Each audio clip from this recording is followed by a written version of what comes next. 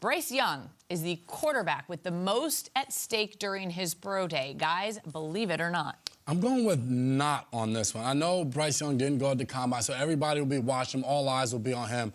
But I look at Anthony Richardson. I look at his pro day and what he did at the combine. I mean, this guy measured in 6'4", 240 pounds, ran a 4.43, vertical of 40 inch, and then broad jump like a 10.9 or something like that. That level of athleticism, you leave the combine, every scout, every team are like, you know, we got to go back and rewatch this guy's tape. Let's see what he's showing us to see if he's the player that we're seeing here at the combine. A guy like Bryce Young, he is who he is. Yes, there's question marks on his height, but you know he can throw the ball around. You know his leadership. You know the intangibles that he possesses. To me, a guy like Anthony Richardson is that outlier of like, all right, his film, he splashes. He shows you some great plays with the consistency, all of those different things. So I think when you go to his pro day, you want to see the accuracy. You want to see him throwing the ball to his receivers and things of that nature. So for me, he possibly has the most at stake because who knows where he can end up and how much he impresses everybody watching.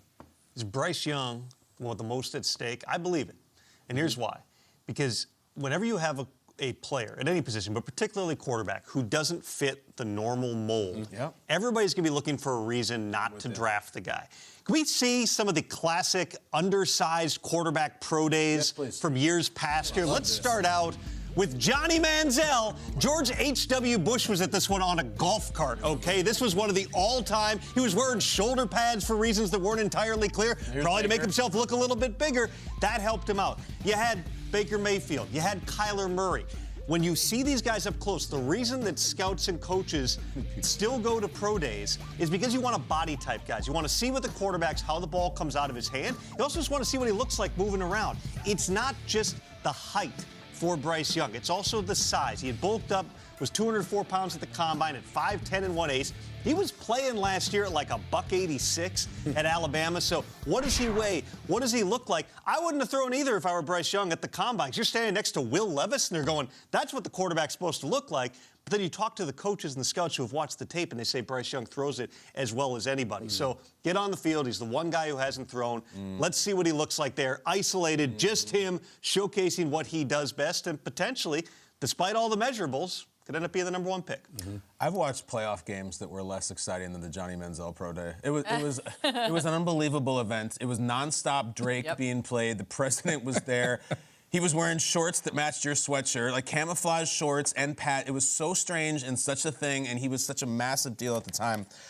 It's a great poll, Tom. I'm also going to, I believe this completely. This monster that is the NFL draft process wants Bryce Young to miss some throws. They want him to come back to the path. It's more compelling when there is not a consensus #1. I look all the time at the 2018 draft, which was my favorite draft of this era, and it's Sam Darnold, it's Sam Darnold, it's Sam Darnold.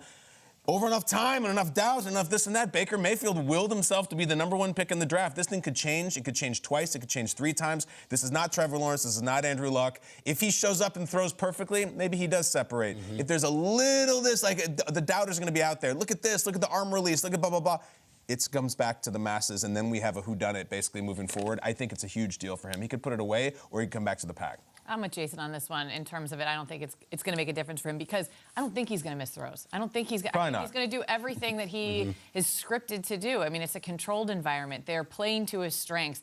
And then the other thing is when you say that they're going to knock his height, that he's not going to get bigger or smaller at this pro day on Friday. He's just not. You already know. It is what it is. Like there's nothing you can do. He's going to do what you think he should do in an environment that has been controlled for him. And when you talk about isolated, it's just him. Well, yeah, but when he steps out there on a football field in front of 60, 70,000 people, it's not just him. It's these other guys. It's huge offensive or defensive linemen that are coming at him that he's got to work around.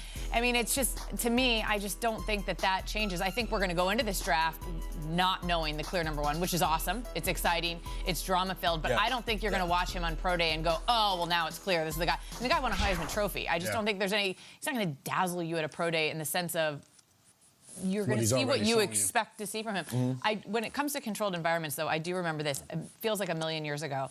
I was in Nashville at Jay Cutler's pro day, and it was a nasty, windy, terrible day outside, and he was just throwing lasers, which, you know, Jay Cutler can do. But that was an environment they couldn't control, like the weather, and it was just terrible out, and because he just crushed everything. Everything was on a dime in bad conditions. That's a great draft, I remember the scouts back then were like, oh my God. And then Jay, Cutler was, going up the draft boards. But I remember being at that pro day, people were so impressed by that. Because wasn't that Cutler like versus Vince Young? Like that was I think I have the class right. Great draft class. I love it. 06 draft. Yeah. Right. I think if you ask scouts and coaches, GMs around the league, like the greatest pro days of all time, Sam Bradford is going to be in there. Interesting. And Zach Wilson is going to be in there. Zach Wilson for sure. Well, then, I still remember that one. If you get dazzled solely by the pro day, you're potentially elevating that above some other things in terms of the factors here. Daniel Jeremiah it's is still part of the breathless same. about Zach Wilson. Oh my gosh. I think Zach Wilson owes DJ some money. DJ was having one that day, and it was impressive. Yeah. Great.